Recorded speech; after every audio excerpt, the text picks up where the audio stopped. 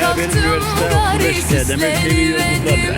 Şıkır şıkır aynanın karşısında kendime gülüverdim. Bizim efendi gelip duru, yolları gözleyip duru, görünce beni gari yüreği güm güm vurup duru.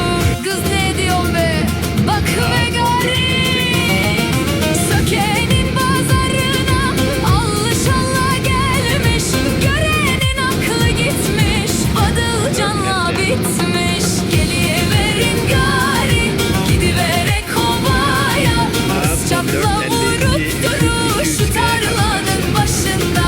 Aman aman Söke'li pek de olur seveni, Aydın'ın kızları her daim cilveli her gari. Saat 15.10. Demir TV yolculuklar birer 3G.